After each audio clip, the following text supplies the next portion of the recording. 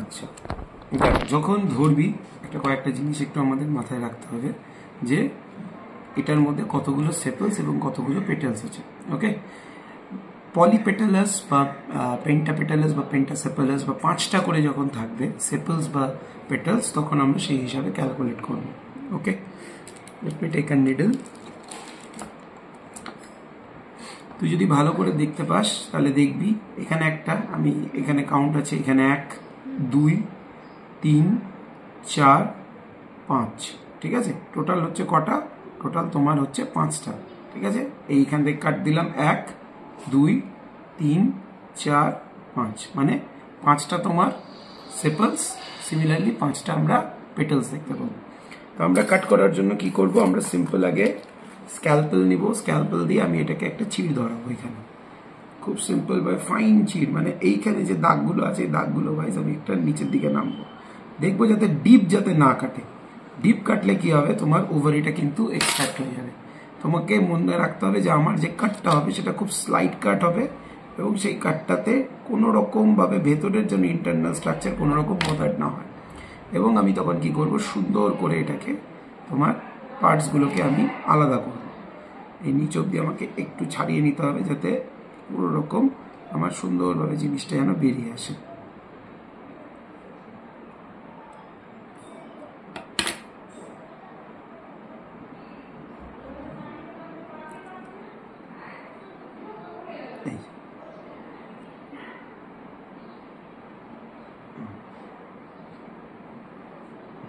একটাই দেখো, so this is কি, দিস আর সেপলস, দিস আর সেপলস। এটার আরেকটা নাম আমরা কি জানি, এটার আরেকটা নাম আমরা জানি হচ্ছে ক্যালিক্স। ওকে, ঠিক আছে? এই সেপলস হচ্ছে কিরকম না, এখানে সেপলস কটা আমরা দেখতে পাচ্ছি, এখানে সেপলস আমরা দেখতে পাবো টোটাল 5টা, 5, clear?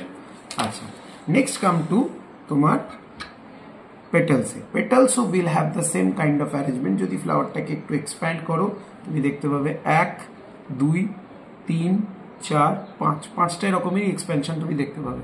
5 pairs of expansions will be there. আমরা সেম ভাবে যেরকম ভাবে নিলাম আমরা সেম ভাবে এখানেও একটা কাট লাগাবো, সেম ভাবে এই জায়গাটা হালকা করে কাট লাগাবো, খুব মানে যখন স্ক্যালপেল ধরবো একদম পেনের মতন ধরবো, চাকুর মতন না। যখন স্ক্যালপেল আমরা ধরবো খুব সিম্পল আমরা এখানে কি করবো, একটা কাট করব। কাট করলে সিম্পল কি হবে, স্ক্যালপেলটা সুন্দরভাবে ফ্লাওয়ারটা আমার ওপেন আপ হবে। এই ফ্লাওয়ার হয়ে গেল আমার ওপেন আপ।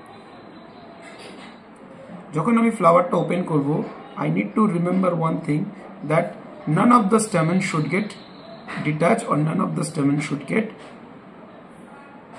তোমার মানে none of them should get tear off বা টর্ন অফ, ঠিক আছে? আমি কি করব, সুন্দর করে আমি ইয়েগুলোকে আলাদা আলাদা করে নেব।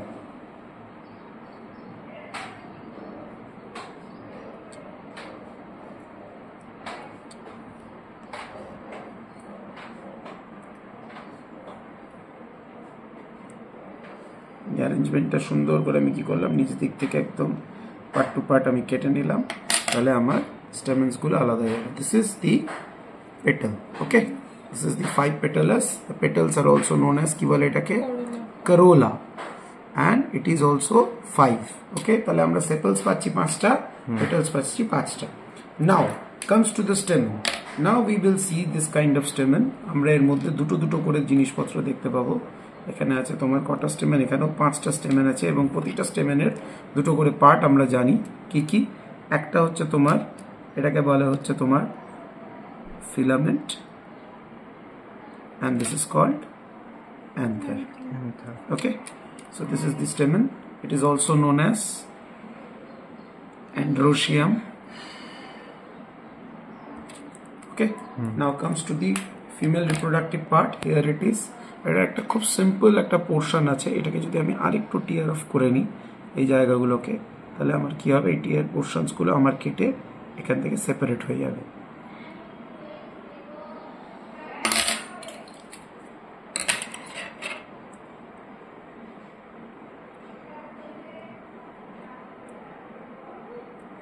I will just remove this portion so that I could see the structure. এখান থেকে আমি যদি একটু ডিপ কাট চিড় লাগাই,